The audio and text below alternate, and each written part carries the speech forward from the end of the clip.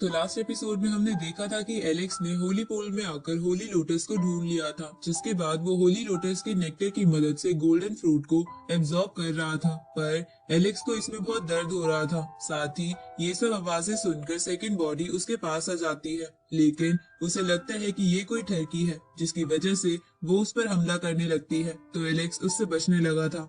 उसी वक्त उस गोल्डन फ्रूट के बीच में से एक एनर्जी निकलकर एलेक्स के अंदर चली गई थी, जिसके कारण एलेक्स का सर फटने लगा था और उसकी टेक्निक्स भी उस पर भारी पड़ रही थी। लेकिन एलेक्स की टेक्निक से सेकंड बॉडी ने उसे पहचान लिया था। साथ ही उसे समझ आ गया था कि वो एनर्जी एलेक्स की सोल तबाह कर देगी, इसलिए सेकंड बॉडी ने एलेक्स को हील कर दिया था, जिसके कारण एलेक्स अच्छे तरीके से वो फ्रूट एब्जॉर्ब कर पाया था। अब आगे तो एपिसोड 143 की शुरुआत में एलेक्स सेकंड बॉडी से कहता है कि जब मैं अपर वर्ल्ड में आया था तब मैंने अपना नाम हुआंग रख लिया था। ये सुन के सेकंड बॉडी बोलती है कि मुझे समझ ही जाना चाहिए था कि हुआंग तुम ही होगे, क्योंकि तुम्हारे अलावा इस वर्ल्ड में कोई भी नहीं है जो अपर वर्ल्ड में आके ये सब कुछ कर सके।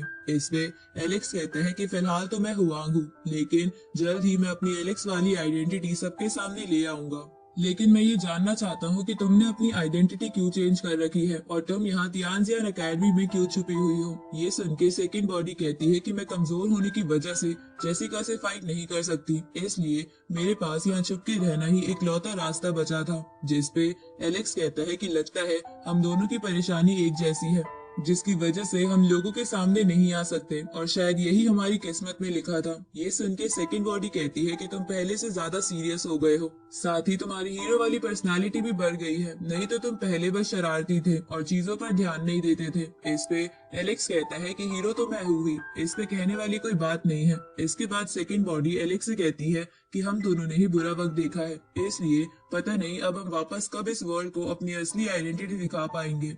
इस पे एलेक्स कहता है कि तुम चिंता मत करो, जब तक मैं अपर वर्ल्ड में हूँ तो थोड़े समय में ही ये काम पूरा हो जाएगा। ये सुन के सेकंड बॉडी कहती है कि मैं होप करूंगी कि तुम इसके चक्कर में ज्यादा घमंडी ना बन जाओ और अपर वर्ल्ड में और ट्रबल क्रिएट ना करो। इस पे एलेक्स बोलता है कि तुम क्या कह रही हो, मुसीबत हमेशा मेरे पीछे आती है, मैं कभी भी खुद से कोई मुसीबत क्रिएट नहीं करता।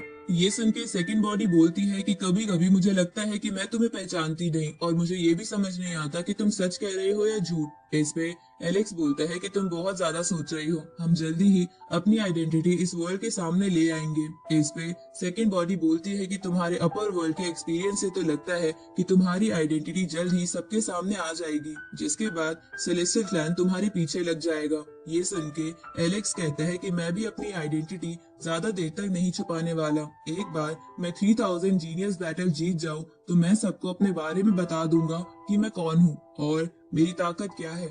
इस पे सेकंड बॉडी बोलती है कि क्या तुम अपनी पढ़ाई करना बंद करोगे। ये सुन के एलेक्स कहता है कि मैंने पास्ट में सेलेस्टियल क्लैन, इमोर्टल पैलेस और नेदर क्लैन के लोगों को अपने हाथों से मारा है। ऊपर से मैं फ्यूचर में इन तीनों क्लैंस को तबाह कर दूंगा और फोरबिडन लैंड पर जाके कुछ सीक्रेट्स को सुलझाऊंगा। तो फिर मैं अपनी पढ़ाई कैसे मार रहा हूँ, क्योंकि मैं जो भी सोच रहा हूँ वो मैं करके रहूंगा और इसका सबूत मैंने पास्ट में भी कई बार दिया है। इस पे सेकंड बॉडी कहती है कि ये वर्ल्ड तुम्हारी इमेजिनेशन से बहुत बड़ा है, तुम्हें लगता है कि तुम आसानी से इस वर्ल्ड के सबसे ताकतवर इंसान बन जाओगे, पर ऐसा नहीं है, क्योंकि पास्ट में एक एंशिएंट इमोर्टल को भी जिंदा दफना दिया गया था, इसलिए तुम्हें अपने आप पर घमंड नहीं करना चाहिए। ये सुन के एलेक्स इस बारे में और जानने की कोशिश करता है, पर सेकंड बॉडी कहती है कि मुझे इस बारे में ज्यादा कुछ नहीं पता। इसके बाद एलेक्स सेकंड बॉडी से पूछता है कि तुम 3000 जीनियस बैटल जीतने के लिए क्या करने वाली हो। इस पे सेकंड बॉडी कहती है कि मैं सबसे पहले ग्रीन फ्लेम ढूंढूंगी जिसकी चमक चांद जैसी हो, और फिर मैं उसकी मदद से अपनी डिवाइन फ्लेम को इग्नाइट करूंगी। ये सुन के एलेक्स सोचता है कि मैंने तो ऐसी डिवाइन फ्लेम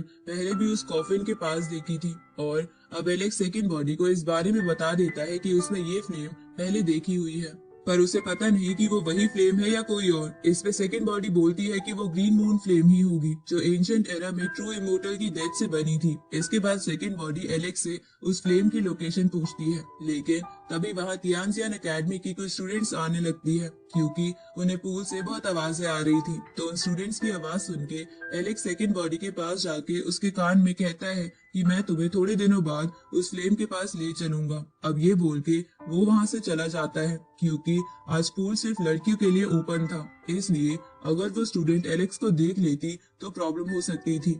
आगे एलेक्स वापस अपने डोजो में आ जाता है, जहां आते हुए वो सोच रहा था कि पता नहीं इस वर्ल्ड में कितने तरह की फ्लेम्स है और वो नाइन ड्रैगन और इस कॉफिन का क्या राज है। उसी वक्त एलेक्स को वहां पर डाउलिन बैठा दिखता है, तो उसे देखकर एलेक्स सोचता है कि इस बुड्ढे ने काफी सेक्स देख रखे हैं, इसलिए इसे जरूर सब कुछ पता होगा। अब एलेक्स डाउलिन के पास जाके उससे कहता है कि क्या तुम नाइन ड्रैगन्स और कॉफिन के बारे में कुछ जानते हो। ये सुनकर डाउलिन गुस्सा हो जाता है और एलेक्स से पूछता है कि क्या तुमने नाइन ड्रैगन और कॉफिन कहीं देखा है। इसमें एलेक्स सोचता है कि हो सकता है कि डाउलिन उस कॉफिन से नफरत करता हो, इसलिए अभी मुझे सब कुछ छुपा कर ही रखना चाहिए। इसलिए वो डाउलिन से कहता है कि मैं जब तियानजियन एकेडमी में आया था तो मैंने कुछ एल्डर्स को इस बारे में बात करते सुना था, इसलिए मैं इसके बारे में और जानना चाहता हूँ। ये सुन के डाउलिन कहते हैं कि उस कॉफिन को थ्री वर्ल्ड्स ब्रोंज कॉफिन कहते हैं। तभी डाउलिन को कुछ याद आता है, जिसमें एक लड़की को ये कॉफिन और सुप्रीम पैलेस मिल गया था और ये बात कई लोगों में फैल गई थी।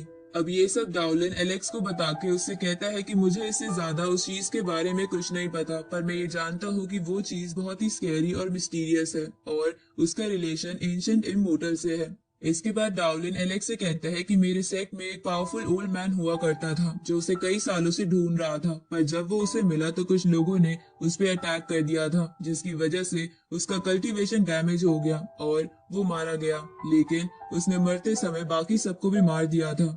इसके बाद डाउलिन एलेक्स से कहता है कि पुराने जमाने में पूरे एंशिएंट इमोर्टल को ही दफना दिया था, लेकिन अब उसका एक पार्ट बस वो कॉफिन बचा है। ये सब सुन के एलेक्स सोचता है कि उस कॉफिन का इस बुड्ढे की ब्लड लाइन से कुछ रिलेशन है, लेकिन अभी ये गुस्से में है, इसलिए अभी इसे सब कुछ बताना सही नहीं है। इसके बाद एलेक्स डाउलिन से पूछता है कि मैं एक फ्लेम को अपना कैसे बना सकता हूँ। इस पे डाउलिन बोलता है कि क्या तुम उस फ्लेम की पावर्स हासिल करने की सोच रहे हो। ये सुन के एलेक्स कहता है कि 3000 जीनियस कंपटीशन पास आ रहा है, तो मुझे खुद को पावरफुल बनाना ही पड़ेगा। इस पे डाउलिन कहता है कि ये तो अच्छी बात है, ऊपर से तुम मेरे डोजो के वंशज हो, इसलिए अगर तुम इस कंपटीशन के टॉप 10 में नहीं पहुंचे तो मुझे अपनी शक्ल मत दिखाना। इस पे एलेक्स कहता है कि आप सिर्फ टॉप 10 की बात करके मुझे अंडर एस्टिमेट कर रहे हो। ये सुन के डाउलिन कहता है कि तुम इतने घमंडी मत बनो, अपर वर्ल्ड के 3000 जीनियस बैटल में बहुत सारे स्ट्रॉन्ग लोग आते हैं, तो तुम आसानी से टॉप 10 में भी नहीं पहुंच पाओगे। ये सुन के एलेक्स कहता है कि मैं इमोर्टल पैलेस के यंग जीनियस को आसानी से मार सकता हूँ। इस पे डाउलिन कहता है कि तुम मेरे डोजो के वंशज हो, इसलिए इमोर्टल पैलेस के लोगों को मारना कोई बड़ी बात नहीं है, इसलिए तुम्हें बाकियों के बारे में सोचना चाहिए, क्योंकि इस वर्ल्ड में बहुत से टैलेंटेड लोग हैं। इस पे एलेक्स कहता है कि आपके कहने का क्या मतलब है, क्या कोई मास्टर अपनी आइडेंटिटी छुपाकर इस कंपटीशन में पार्टिसिपेट करने वाला है। ये सुनकर डाउलिन कहता है कि 3000 जीनियस कंपटीशन कई हजार सालों में एक बार होता है और इसमें कई सारे अनोखे ट्रेजर्स भी इन्वॉल्व होते हैं जो किसी इमोर्टैलिटी तक भी पहुंचा सकते हैं। इसलिए इस कंपटीशन में लोग पार्टिसिपेट करने के लिए अपनी बॉडी तक को फ्रीज कर लेते हैं। ऊपर से मैंने तो ये भी सुना है कि कई लोग तो इस कंपटीशन को 10 बार जीत चुके हैं, लेकिन वो फिर भी इसमें पार्टिसिपेट करते हैं क्योंकि इससे उनकी करंट स्ट्रेंथ का भी पता चलता है। ये सुनकर एलेक्स कहता है कि इसका मतलब तो ये है कि एक क्लैन का अब तक का सबसे ताकतवर स्टूडेंट इस कंपटीशन में टॉप पोजीशन के लिए पार्टिसिपेट करेगा, लेकिन ये कैसे हो सकता है, क्योंकि जो पुराने होंगे वो तो ऊपर के लेवल्स पर पहुंच गए होंगे, जबकि इस कंपटीशन में वेनरेबल लेवल के लोग पार्टिसिपेट कर सकते हैं, तो आखिर वो लोग इसमें पार्टिसिपेट कैसे कर पाएंगे। इस पर डाउलिन कहता है कि वो लोग जानबूझकर अपने डिवाइन फ्लेम लेवल को डिस्ट्रॉय करके वेनरेबल लेवल पर आ जाते हैं, और कुछ लोग तो ऐसा कई बार कर चुके हैं, क्योंकि इससे उनके अगले लेवल का फाउंडेशन बहुत ही स्ट्रांग हो जाता है। ये सुन के एलेक्स गुस्से में कहता है कि चाहे वो लोग कितने ही एक्सपीरियंस्ड हो, लेकिन मैं उन्हें दिखा दूंगा कि सबसे ताकतवर तो मैं ही हूँ। इस पर डाउलिन कहता है कि मेरे डोजो के वंशज बनने की तुम्हारे अंदर सारी खूबियां हैं। इसके बाद डाउलिन एलेक्स से बोलता है कि तुम्हें अगर रेयर फायर टाइप फ्लेम मिल गई तो तुम्हें कई सारी फायर टेक्निक सीखने की जरूरत भी नहीं पड़ेगी, लेकिन तुम्हें उन फायर्स को काबू में करने के लिए उनसे कम्युनिकेट करना होगा। इसके बाद डाउलिन एलेक्स को एक ट्रांसलेशन टेक्निक दे देता है, जिसकी मदद से एलेक्स उन फ्लेम से कम्युनिकेट कर पाएगा। अब डाउलिन एलेक्स से कहता है कि मैं तुम्हारे लिए पहले रेड स्काई फ्लेम ढूंढने की सोच रहा था, लेकिन अगर तुम्हें फ्लेम मिल ही गई है तो मैं तुम्हारे काम में इंटरफेयर नहीं करूंगा। आगे एलेक्स सेकंड बॉडी के साथ उन्हीं फ्लेम्स वाली जगह पर जाने लगता है, जहां जाते समय एलेक्स सेकंड बॉडी का सीरियस फेस देखकर उसे कहता है कि तुम सीरियस क्यों हो रही हो, चिंता मत करो, तुम्हें वो फ्लेम मिल ही जाएगी।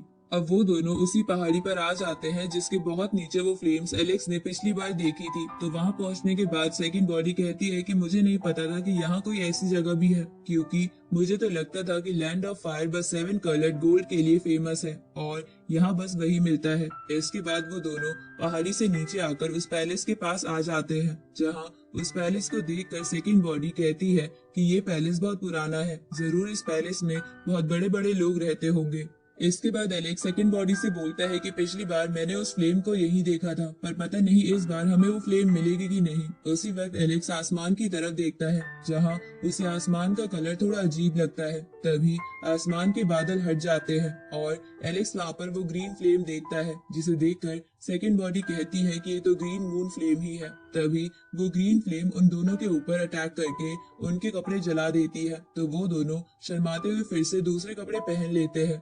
उसी वक्त वो फ्लेम फिर से उन दोनों पर अटैक करने लगती है, तो एलेक्स उस फ्लेम से शील्ड की मदद से बचने की कोशिश करता है, लेकिन उस फ्लेम की ताकत बहुत ज्यादा थी, जिसकी वजह से एलेक्स की शील्ड टूट जाती है और वो पीछे हो जाता है। जहां उसके पीछे होते ही वो फ्लेम सेकंड बॉडी पर अटैक करने लगती है, लेकिन एलेक्स बीच में आ जाता है, पर इसके बावजूद भी फिर से उन दोनों के कपड़े जल जाते हैं। तो सेकंड बॉडी शर्माकर जल्दी से दूसरी ओर मुड़ जाती है, जिसके बाद वो दोनों स्पिरिचुअल एनर्जी से खुद को कवर कर लेते हैं। अब एलेक्स सेकंड बॉडी से कहता है कि मैं इस फ्लेम से कम्युनिकेट करने की कोशिश करता हूँ। इसके बाद एलेक्स उस टेक्निक की मदद से उस फ्लेम से बात करता है, जहाँ बात करने पर उसे पता चलता है कि उस फ्लेम की तरफ घूर कर देखने से उस फ्लेम को गुस्सा आ जाता है और इसी वजह से वो उन दोनों के कपड़े जलाकर उन्हें वार्न कर रही थी, ताकि वो उनसे पंगा ना ले।